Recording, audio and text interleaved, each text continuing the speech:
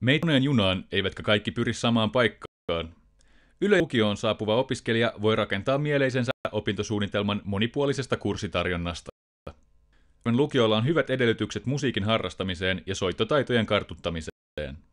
Joo, että täällä on todella hyvät mahdollisuudet kaikkiin. Täällä on monta kitaraa ja monta muuta soitintaa ja todella niin kuin laajasti kaikkia soittimia on. Myös teatterista ja itsensä monipuolisesta ilmaisusta kiinnostuneelle löytyy oma paikka Ylöjärveltä. On mun mielestä tosi hyvää ja tykkään tosi paljon kurssista, etenkin sen takia, että on tosi rento ilmapiiri ja tutustuu ihmisiin. Matemaattisesti suuntautuneelle opiskelijalle Ylöjärven lukio tarjoaa monipuolista opetusta.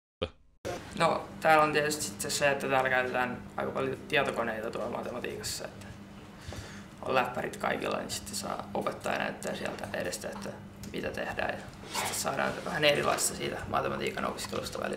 Ylöjärven lukiossa voi suorittaa myös liikunta- ja kuvataidediplomin. Mistä näissä diplomeissa on oikein kyse? Meidän pitää tehdä sellainen laaja työ, jossa on kaikkea, se on joka vuosi vähän erilainen. Siinä on semmoisia erilaisia osioita. No siis se on semmoinen, että sä teet semmoinen niin ison työn sitä niin laista, mitä sä harrastat. Että kun mä pelaan sählyä, niin mä teen sitten siitä.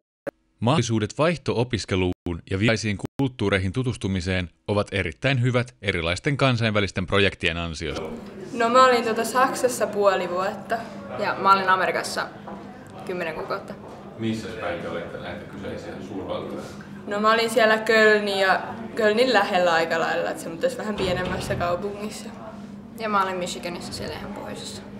No miltä tuntuu olla kaukana kotoa omillaan? No oli se alkuun vähän totuttelemista siihen uuteen kulttuuriin ja kieleen ja kaikkea, mutta kyllä se sitten oli tosi huippukokemus kuitenkin. Se oli sellaista suht jännittävää alusta loppuun. Että... Tervetuloa Ylöjärvelle valmistautumaan juuri sinun alallesi.